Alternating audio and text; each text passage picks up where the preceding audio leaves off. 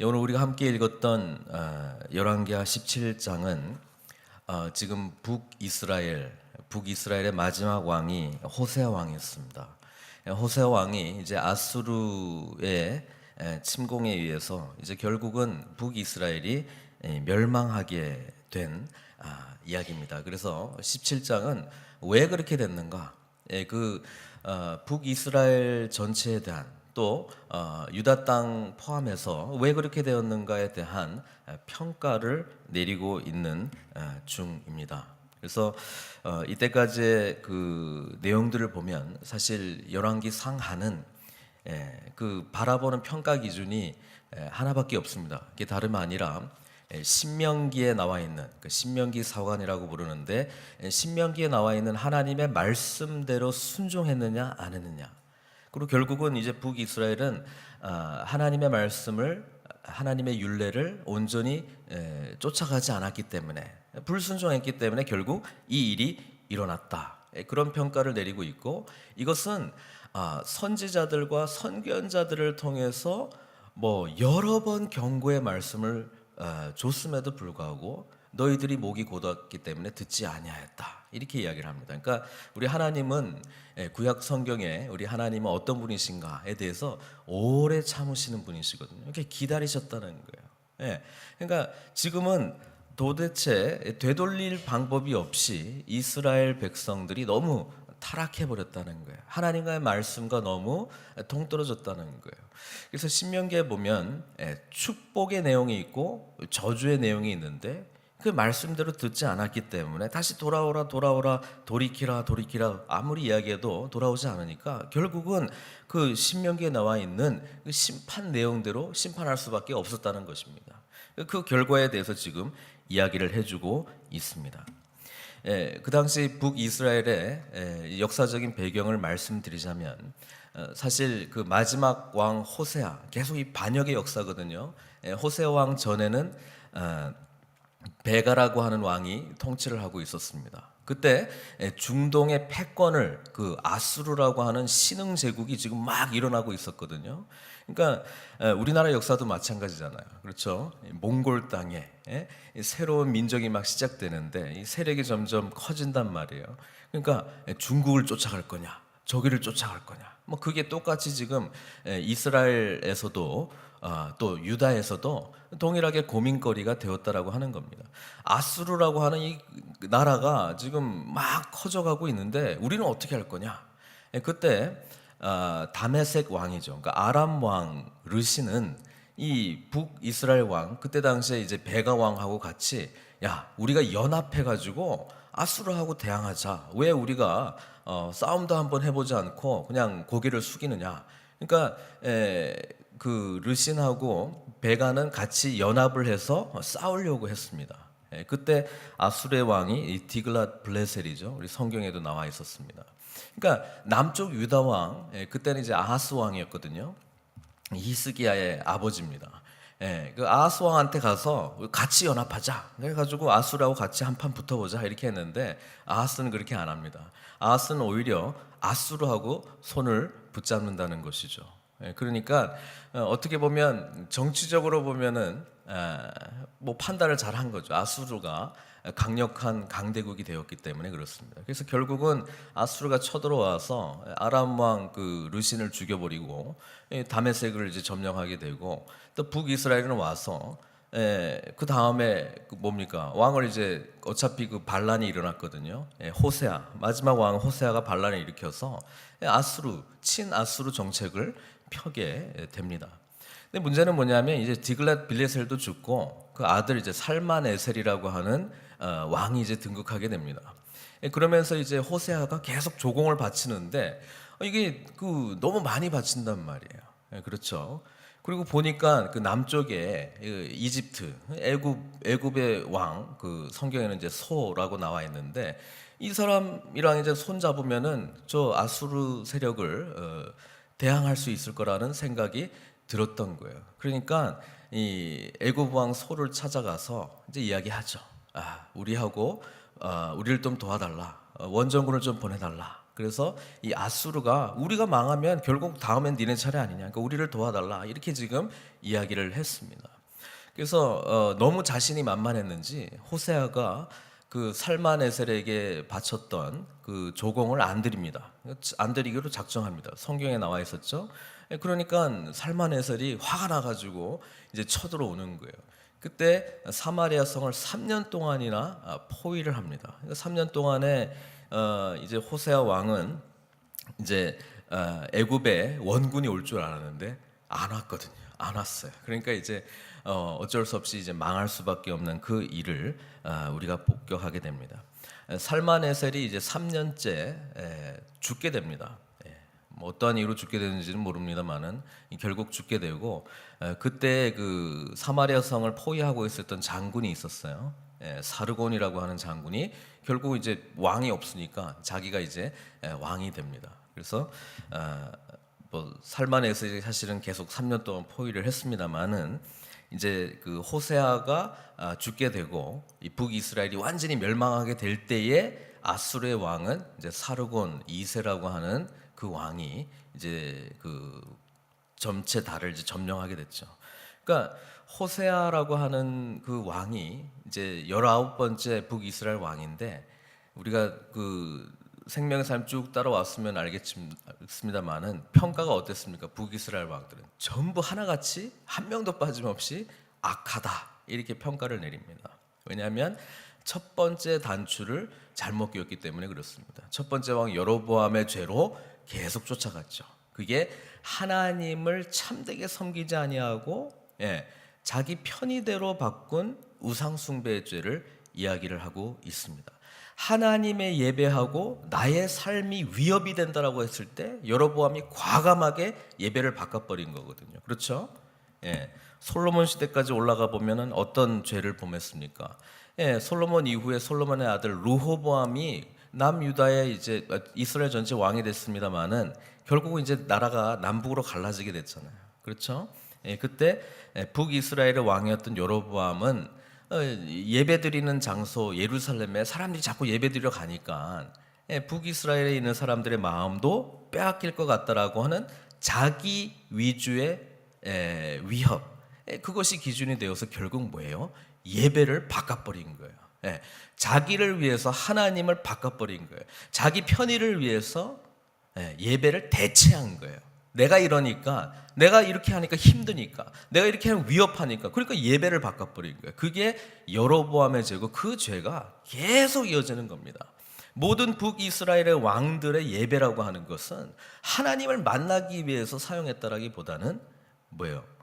예배를 사용했다라고 하는 표현도 잘못됐습니다만은 예배를 뭐예요? 자기를 위해서 한 거예요. 하나의 이벤트로, 이거 하면 사람들이 좋아하니까, 이거 하는 사람들이 모이니까, 이거 하는 사람들이 기뻐하니까. 그렇죠? 그래서 예배를 사람 중심으로 만들어버린 거예요. 사람들이 뭘 좋아하나. 그게 모든 북이스라엘 왕들의 죄로 이어져 나갑니다. 그게 결국은 북이스라엘의 멸망 원인 중에 하나였고, 또 하나 가장 큰 원인은 아합 왕조 때에 뭐예요? 자기 부인 이세벨을 통해서 아세라 또 바알 신이 이스라엘 땅 전역에 퍼질 수 있도록 뭐 선지자들을 데려오고 뭐 이 신전들도 짓고 하는 이런 일들을 자행했던 이 모든 죄, 이게 북이스라엘의 죄를 꼬리를 물고 계속해서 이어져 왔다는 거죠. 이제 심판의 때가 왔습니다. 심판의 때가 와서 마지막 호세아라고 하는 왕의 이름의 뜻이 구원이거든요. 호세아는 여호수아의 다른 발음이고 또 예수의 다른 발음이에요. 근데 이 사람이 가져왔던 구원은 자기 인간적인 노력에 의한 구원이었어요. 인간적으로 생각하고 판단하고 누구 편에 붙으면 될까? 이번에는 아수르, 이번에는 애굽, 세상의 힘을 이용했던 구원의 방법. 그게 결국은 뭐예요? 망한다는 거예요. 우리는 하나님의 구원을 선택하는 그런 사람들로 부름받은 사람들입니다. 호세아는 잘못된 예배로 시작했기 때문에 결국은 잘못된 구원관도 가지고 있었다는 거예요. 가지고 있었던 구원관은 뭐예요? 내 생각대로 세상의 힘을 이용해서, 세상의 정치를 이용해서 결국은 살아남으려고 했던 잘못된 구원을 이루었다는 거예요. 그것이 결국은 뭐예요? 망했다는 거 아닙니까? 이제 아수르는 북이스라엘을 점령하고 그 다음에 어떤 일들이 일어나는지가 오늘 본문의 내용입니다. 24절에 보면은 아수르가 모든 나라에 점령한 나라들한테도 그렇게 하지만요, 제일 먼저 하는 게 이주 정책을 펼칩니다. 이주 정책을 모든 백성을 다 옮기는 게 아니고요, 리더들만 옮기는 거예요. 뭐 여러 나라들 점령해 보면 알겠지만 결국은 리더십이 힘을 발휘 못하면 끝이에요. 그러니까 어떻게 합니까? 그 리더들을 전부 다가 바벨론, 구다, 아와, 하맛, 스발와임 이런 데로 다 보내는 거예요. 그러면서 아주 피폐한 인생을 살도록 합니다. 다른 그 곳에 가서 정착하려면 어떻게 해요? 먹고 사는데 집중하지 않겠어요? 뭐요? 자기 중심적으로 생각하도록 만드는 거 아니에요. 하나님 중심으로 생각하는 거 아니고, 백성 중심으로 생각하는 거 아니고, 하나님의 거대한 계획 이런 거 상관없이 나 먹고 사는데 그냥 집중하도록 다른 데다 보내는 거 아니에요. 그거 이주 정책 썼다는 거예요. 또 자기 나라 사람들 또 이스라엘로 보냅니다. 그러면서 뭐예요? 민족의 정체성을 없애버리는 거예요. 일본이 우리나라를 점령하고 난 다음에 그거 하려고 했던 거 아니에요. 언어도 바꾸려고 하고, 문화도 바꾸려고 하고, 역사관도 바꾸려고 하고, 한민족의 정체성을 없애버리면 결국 이 민족은 힘을 발휘하지 못할 것이다. 똑같은 정책을 펼치고 있습니다. 아수르는 이주 정책을 통해서 이 북이스라엘이라고 하는 존재는 이제 하나님과는 아무 상관없는 민족으로 만들어야 되겠다. 이렇게 해서 이제 섞어버립니다. 리더십들을 다 흩어버립니다. 그렇게 했다는 거예요. 그런데 25절에 보면 재밌는 성경 구절입니다. 이게 뭐냐면, 이게 그 땅에 있는 사람들이 이스라엘 사람들 가기도 했지만 여기서는 이제 구다, 아와, 하맛, 스말와의 사람을 옮겼단 말이에요. 그러니까 북이스라엘에 이제 심었어요. 그 사람들은. 그들이 거주할 때에 여호와를 경외하지 아니하므로, 뭐 당연히 여호와를 경외 안 하겠죠. 누군지도 모르는데. 그리고 여호와께서 사자들을 보냈다는 거예요. 이게 사람 사자가 아니라 이 짐승 사자를 보냈다는 거예요. 라이언을 보냈다는 거예요. 라이언을 보여놔 가지고 몇 사람을 죽였다 이렇게 되어 있습니다. 지금은 팔레스타인에 가면은 그 사자가 없어요. 사자가 없습니다. 근데 구약 성경에 보면은 사자가 번번이 등장한 것을 보게 됩니다. 또 열왕기 상하를 읽어보면은 사자뿐만 아니라 또 사람을 공격한 짐승이 한 마리 등장하는데 뭔지 아세요? 곰이에요, 곰. 엘리야 시대에 애들이 대머리야 하고 놀리니까 그때 곰이 나타나가지고 42명을 찢어 죽인 사건, 우리 생명의 삶 때 했는데 혹시 기억나세요? 곰하고 사자가 짐승으로 등장해가지고 하나님의 사람, 하나님의 백성을 대적하는 사람들을 죽이는 내용이 나와요. 왜 그럴까 생각해봤습니다. 여러분, 곰, 사자 하면 생각나는 인물이 있어요? 다윗입니다. 다윗이 사울 앞에 나 골리앗 죽이러 갈 때 뭐라고 이야기합니까? 내가 양들 칠 때 곰, 사자 나타났을 때 내가 이 돌팔매질로 내가 죽였습니다 라고 이야기를 했습니다. 내가 곰과 사자를 치게 하신 여호와, 승리하게 하신 여호와가 저 할례 받지 못한 블레셋 사람도 내가 죽이지 못하겠습니까? 이렇게 당당하게 나오지 않습니까? 지금 이 패망하고 있는 이 이야기를 기록하고 있는 이 열왕기 상하의 이 역사가는 무슨 생각을 하고 있는 거야? 다윗 시대는 믿음으로 곰과 사자 이 사람들을 물리쳐 이겼는데, 결국 이 북이스라엘이 망하게 된 원인은 참된 구원을 주신 하나님을 버리고 참된 능력이 되신 하나님을 버리고 엉뚱한 길로 갔기 때문에 이렇게 되었다, 그렇게 이야기를 합니다. 그러면서 너희들이 못하니까 하나님이 사자라도 보내가지고 하나님의 살아계심을 증거하겠다, 이런 거 아닙니까? 우리 주님께서도 그 찬양할 때 이 사람들이 찬양하면 내가 하나님이 돌들로도 찬양하게 할 거다. 우리 하나님 그런 하나님이시라는 거예요. 하나님의 이름이 만월의 영임을 당하지 않습니다. 그것을 신뢰한다면 어떠한 상황 가운데서 우리는 어려움을 극복할 수 있다는 거예요. 그러니까 사자들 보여 사람을 죽이니까 이게 보고가 됐어요, 아수르 왕한테. 그러면서 사람들이 이렇게 이야기합니다. 사마리아 여러 성읍에 옮겨 거주하게 하신 민족들이 그 땅 신의 법을 알지 못함으로. 자기들 해석이에요. 우리가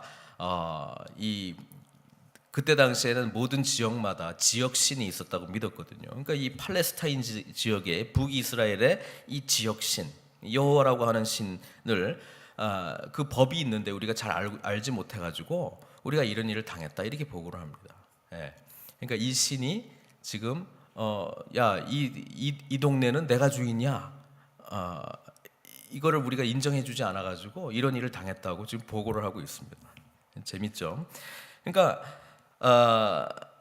그들이 그 땅 신의 법을 알지 못함이니이다 이렇게 이야기하니까 아수르 왕의 명령입니다. 27절에요. 뭐라고 그러냐면은 너희는 그곳에 사로잡아온 제사장 한 사람을 그곳으로 데려가되 재밌는 이야기입니다. 뭐냐면 사로잡아온 사람들 중에 그 땅 제사장이 있느냐 찾아가지고 보내가지고 그 땅 신의 법을 무리에게 가르치게 하라 이렇게 이야기를 했어요.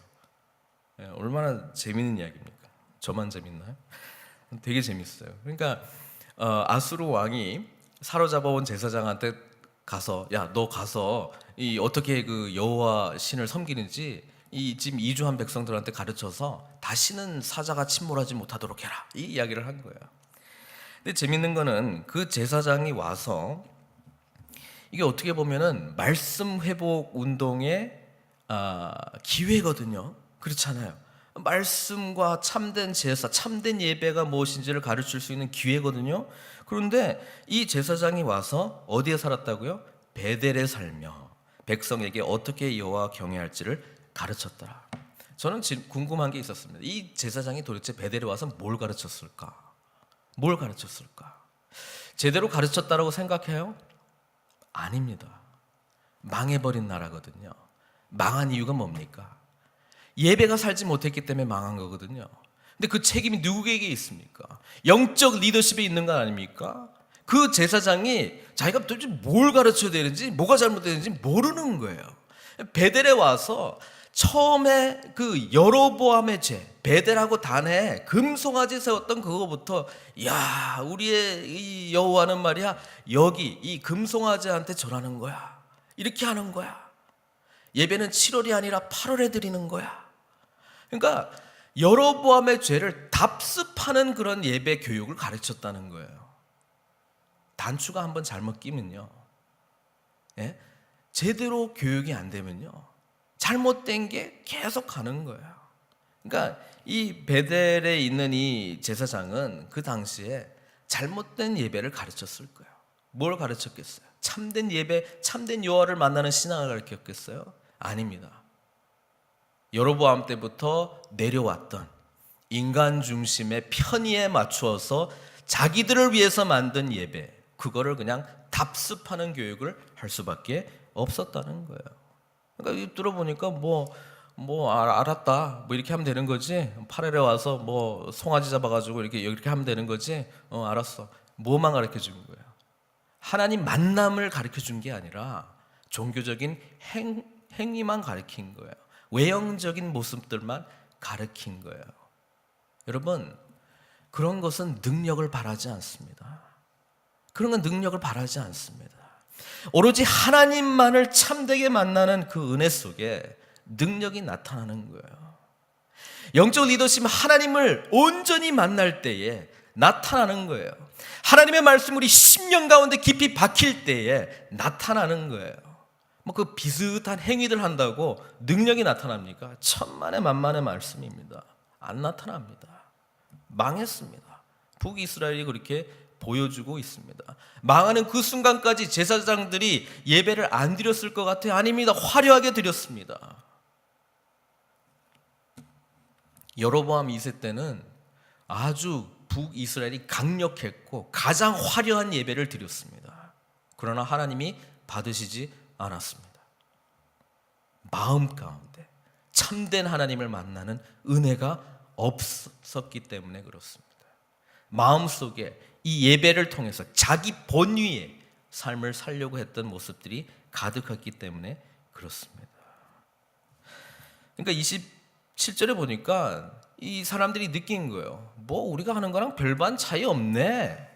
알았어. 그러면서 29절에 어떻게 합니까? 그러나 교육을 받았음에도 불구하고 각 민족이 자기의 각기 자기의 신상들을 만들어 사마리아 사람이 지은 여러 산당들에 두되 각 민족이 자기들이 거주한 성읍에서 그렇게 하여. 결국은 이 베델에 온 그 선지자 그 제사장을 통해서 이뤘던 건 뭐냐면 혼합 종교하는 것만 가르쳐 주는 거예요. 예? 자기들이 섬겼던 신 플러스 알파 더 하는 거예요. 뭐 알았어, 우리가 편하게 믿어왔던 그 신도 우리가 섬기고, 뭐 여호와께도 우리가 뭐 제사 드리지 뭐, 이런 마음의 자세가 왔다는 거예요. 그러면서 30절에 뭐 여러 가지 신들 이름이 열거되어 있습니다. 성경에 이렇게 다양한 신들의 이름이 기록된 것은 또 여기가 제일 많은 것 같아요. 바벨론 사람들은 뭐 숫꽃 분옷, 여기 생명의 삶 보니까 딸들의 초막들, 그렇죠? 바벨론에서 산당 제사를 돕던 여사제들의 초막을 가리키는 듯하다. 그러니까 확실하지 않아요. 확실하지 않다는 거죠. 그다음에 굿 사람들은 네르갈, 이것도 역시 바벨론의 신인데요. 지하 세계를 관장하는 신으로 그렇게 알려져 있습니다. 전염병과 열병의 신, 뭐 그렇게 알려져 있습니다. 또 하맛 사람은 아시마에 대해서는 뭐 도대체 어떤 신인지 알 수 없고, 아와에는 니파스, 다르닥, 개와 나귀의 형상의 신들. 그다음에 스발와임에는 아드람멜렉, 아남멜렉. 이것은 모압 사람들이 섬겼던 그 몰렉과 같이 그 자녀들을 이렇게 바치면서, 불살라 바치면서 드렸던 그런 제사, 인신 제사를 했던 뭐 그런 신들의 이름들이 기록이 되어 있습니다. 이게 하나님의 축복의 땅, 젖과 꿀이 흐르는 땅, 하나님의 축복의 민족들이 살아가야 될 그 터전에서 모든 사마리아 사람들의 산당 가운데서 이런 일들이 이루어지고 있다는 거예요. 하나님 입장에서 바라보면 얼마나 이게 통곡할 일입니까? 그렇죠? 근데 재밌는 거는 32절에요. 이 사마리아에 이 이주에서 온 사람들 플러스 원래 남아있던 사람들, 이 문화가 다 짬뽕되어서 이제 사마리아인들의 문화를 만들어가는 거거든요. 이 사람들이 여호와를 또 경외했대요. 성경 표현에 의하면 이런 것도 다 하고 자기 중에서 사람을 산당의 제사장으로 택하여 이제 뭐 마음대로 하는 거예요. 마음대로. 여로보암 왕 때에 처음에 단과 베델에 금송아지 만들고 이게 너희들의 하나님이다, 이제 예루살렘 가지 말고 여기서 예배드리라 그러면서 제사장 수가 모자라니까 어떻게 했습니까? 자기들 중에 그래? 야, 너 좀 해라. 제사장 너도 좀 해라. 레위 지파에서 뽑은 게 아니라 마음대로 막 뽑았어요. 착출했어요. 너 좀 해라, 너 좀 해라 이렇게 해가지고 막 시켰습니다. 똑같은 일이 일어나고 있지 않습니까? 똑같은 일이 일어나고 있어요. 자기 중에서 사람을 산당의 제사장으로 택하여, 야, 나도 한번 좀 시켜줘.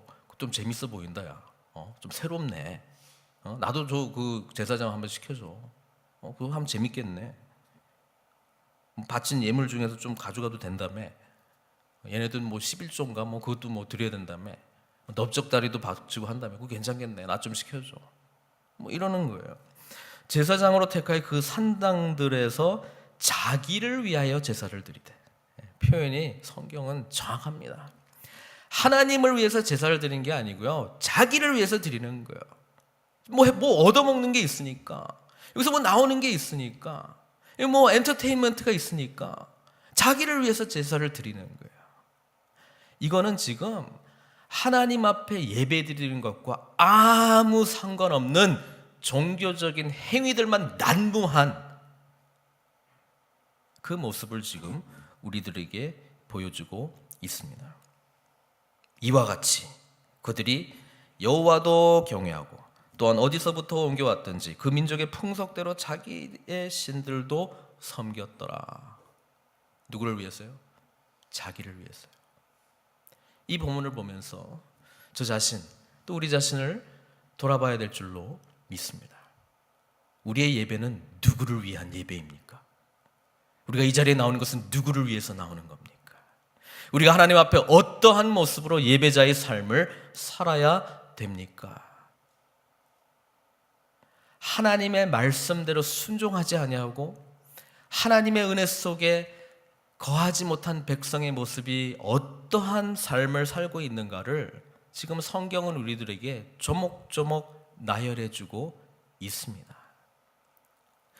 우리를 구원하신 온 우주 만물의 그 하나님, 그 하나님의 은혜를 우리가 함께 경험하고 만나고 그렇기 때문에 우리가 이 자리에 나왔다면 그 하나님의 은혜에 더욱더 깊이 들어가야 되지 않겠습니까? 아니면 우리 삶 가운데 하나님 좋지, 그런 종교적인 행위 좀 해주고 내가 좋아하는 것도 좀 하고 이렇게 혼합 종교의 모습으로 하나님 앞에 나아가야 되겠습니까? 그 질문을 우리들에게 던지고 있다는 것입니다. 우리들의 삶은, 특별히 오늘날 우리들의 삶은 너무나 혼탁한, 여러 가치관들의 혼탁한 가치 속에서 살아갈 수밖에 없습니다. 그래서 이 시대는 오히려 더 뜨겁게 하나님의 말씀이 무엇인지를 분별하고 정말 거룩한 백성답게 살아가는 것을 사모하고 참된 예배를 갈망하는 자들을 지금 이 세상뿐만 아니라 하나님도 원하고 있다는 것입니다. 여러분, 하나님께서 기뻐하시는 참된 예배자의 모습으로 함께 나아가십시다. 참된 경건의 모습을 붙들고 참된 거룩한 백성의 모습을 붙들고 함께 나아가십시다. 세상과 타협하지 아니하고 세속에 물들지 아니하고, 야고보가 이렇게 이야기했죠. 하나님 아버지 앞에서 정결하고 더러움이 없는 경건, 그 삶이 무엇인가? 곧 두 가지를 이야기했어요. 고아와 과부와 그 환난 중에 돌아보고 또 자기를 지켜 세속에 물들지 아니하는 그것이니라, 이렇게 이야기를 하고 있습니다. 두 가지 이야기했는데요, 하나님 사랑과 이웃 사랑의 다른 표현입니다. 하나님을 사랑하게 되면 우리 주변에 고통하는 사람들을 향한 애통하는 마음이 있기 때문에 그들을 섬기고 싶어 합니다. 그런 모습으로 나아가는데 세상의 방법과는 틀리다는 거예요. 세상의 가치와는 틀리다는 거예요. 그렇기 때문에 세속에 물들지 아니한다는 거예요. 자기를 위한 하나님 섬김의 모습은 세속에 물들지 아니하는 그것만 붙들고 고아와 과부, 환난 중에 있는 자를 돌아보지 아니하는 자기 위주의 편협된 선택적 신앙, 북이스라엘이 거쳐왔던 길입니다. 또는 이것도 하는 척하고 저것도 어느 정도는 하고 그 다음에 나머지는 제가 좋아하는 거 하는 것 되는 거 아닙니까? 다 안 하는 것도 아닌데요, 하나님. 그게 혼합 종교입니다. 사랑하는 성도 여러분, 하나님은 만홀히 여김을 받으시지 않습니다. 그리고 말씀하신 대로 이루시는 분이십니다. 축복도 그렇고요, 저주도 그렇습니다. 그러나 오늘 우리는 예수 그리스도를 통해서 주신 은혜의 시대에 살고 있습니다. 이 구약의 메시지는 그래서 은혜의 관점으로 다시 바라봐야 된다는 것입니다. 그것은 다름 아니라 우리가 해야 될 일들은 의무감이나 정말 이 저주가 나에게 이루어지기를 원치 않습니다라고 하는 두려움 속에서 한다라기보다는 이미 십자가의 은혜로 구원받았다라고 하는 그 기쁨에 대한 감격 속에서 참된 예배자의 길을 묵묵히 걸어가는 것입니다. 참된 경건, 세속에 물들지 아니하는 이 경건한 자의 모습을 향해서 우리가 나아가는 것입니다. 오늘 하나님은 우리들을 이 길로 부르시고 계십니다. 함께 나아가시는 저와 여러분들 되시기를 주님의 이름으로 축원드립니다.